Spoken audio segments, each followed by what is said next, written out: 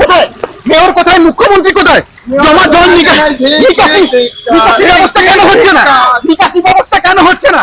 নিকাশি ব্যবস্থার এই বেহাল দশা কেন? বিধাননগরের মানুষ, কলকাতার মানুষ এই ভুক্তভোগী হবে কেন?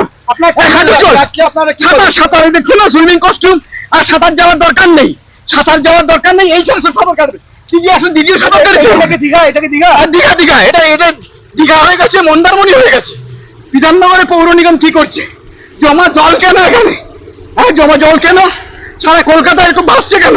নিকাশি ব্যবস্থার বেহাল দশা কেন? আজকে এটা কেন হয়েছে? পুকুর, জলাশয়, নয়নজুলি সবকিছু ভরাট করে দিয়েছে। বাস্তুতন্ত্র, ইকোসিস্টেমটাকে এই সরকার তলানিতে ঠেকিয়ে দিয়েছে।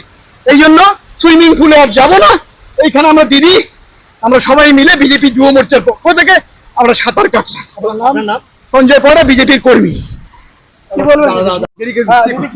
আজকে তো আমাদের মনে হচ্ছে এই বিধাননগর দেখে যে শ্রাবণ মাসে গঙ্গার ধারে যে গঙ্গা জল নিয়ে আমরা আজকে তো মাথায় গঙ্গা জলের মতো ছেটাতে হলো।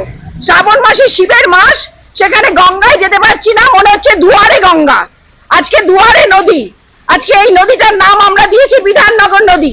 আজকে যেসব বাণী নিয়ে বড় বড় সব ঠাকুরের নামে, কৃষ্ণা, তুলসী, বাণী, এইসব নাম নিয়ে যারা ভোট লুটেছে, ভোট অপব্যবহার করেছে, মানুষকে আজকে যেখানে দাঁড় করিয়েছে, কোনো সেবা দিচ্ছে না, মানুষের পরিষেবা। আজকে বৃদ্ধাশ্রম সবাই জানে হয়ে গেছে। আজকে গোটা মানুষ, বৃদ্ধারা সব আটকে পড়ে আছে এই জলে।